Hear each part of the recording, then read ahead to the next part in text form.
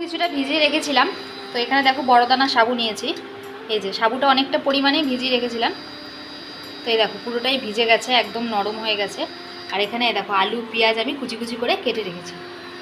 তো চলো এখানে ফার্স্টে আমি তেল দিলাম, সাদা তেল দিলাম। তোমরা চাইলে সরষের তেল এটা ব্যবহার করতে পারো। তো আমি সাদা তেলের মধ্যে আমি সর্ষে দেব।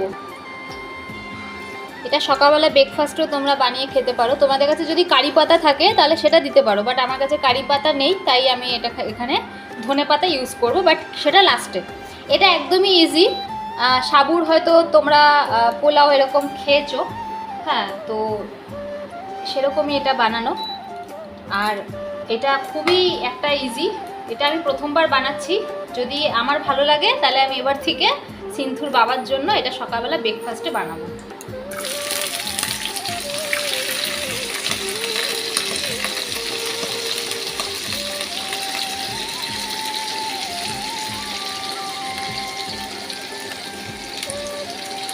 এখানে খুবই একটা ইজি। এটা নর্মালি যেভাবে আমরা চিড়া এবং সুজির পোলাও বানাই সেভাবেই হচ্ছে এটা।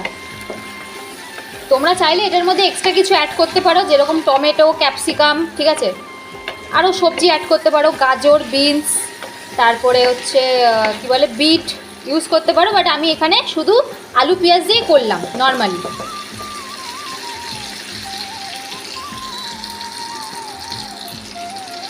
পরিমাণ মতো একটু হলুদ দিয়ে দেবো।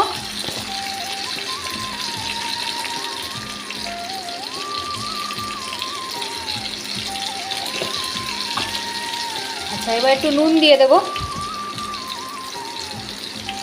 সাবু তোমরা যে কোনো সাবু ইউজ করতে পারো, ছোটো দানা বা বড় দানা।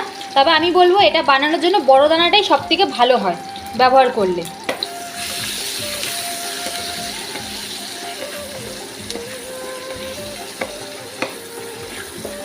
আর তোমরা এই ভিডিওটা, পুরো ভিডিওটা আমার ইউটিউবে পেয়ে যাবে। আর যারা ফেসবুক থেকে দেখছো তারা ফেসবুকে অবশ্যই দেখো, আর যারা ইউটিউব থেকে দেখছো তারা অবশ্যই ইউটিউব থেকে তারা দেখো। ভিডিওটা দু জায়গায় পোস্ট করা থাকবে, আমি আগেই বলে দিলাম। তো এটা একটু ভাজা ভাজা হয়ে যাক। তো এখানে তোমাদেরকে সাবুটা দেখাচ্ছি। এই যে এই হচ্ছে মোটা দানা সাবু, মানে মোটা দানা বলতে বড় দানা সাবু। এটাকে আমি কালকে সকালে ভিজিয়েছিলাম। তো দেখো অনেকটাই কিন্তু ভিজে নরম হয়ে গেছে। আর সাবুটা কিন্তু তোমরা জল ঝরিয়ে রাখবে। জল ঝরিয়ে না রাখলে এটার ভিতর থেকে যে জলটা বেরোয় সেটা যদি সেই অবস্থায় যদি দাও তেলে, তাহলে কিন্তু এটা গলে যেতে পারে। জলটা ঝরিয়ে রেখে দেবে।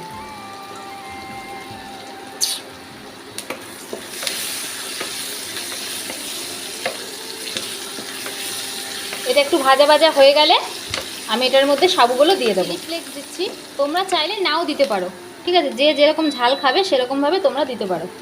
আমি এটার মধ্যে একটু অল্প করে চিলি ফ্লেক্স দিলাম। এটার মধ্যে আমি সাবুগুলো দিয়ে দেবো।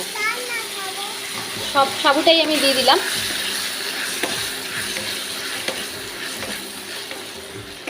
পরিমাণ মতো একটু চিনি দিলাম।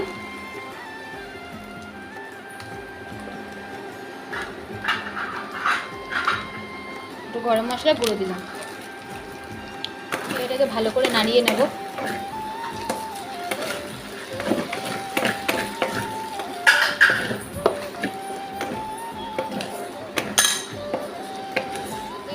বারবার কিন্তু তোমাদের সবসময় নাড়াচাড়া করতে হবে, ঠিক আছে। এ দেখো এখানে অলরেডি লেগে গেছে কড়াইয়ের মধ্যে। তো এটা কিন্তু একদমই নাড়াচাড়া করতে হবে।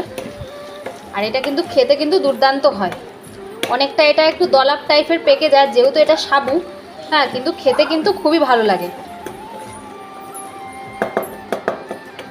আমি এটাতে নামানোর সময় একটু ধনেপাতা দিয়ে দেবো।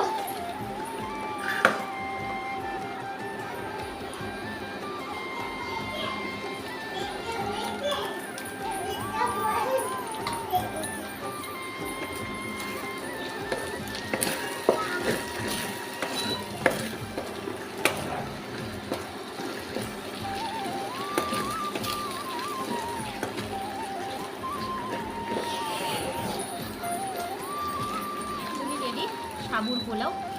এটা তোমরা নর্মালি পেঁয়াজ ছাড়াও করতে পারো, ক্যাপসিকাম, গাজর, সবজি দিয়েও করতে পারো, বাট আমি এটাতে আলু পেঁয়াজ অ্যাড করেছি। আজকের রেসিপিটা কীরকম লাগলো অবশ্যই আমাকে কমেন্ট বক্সে জানিও।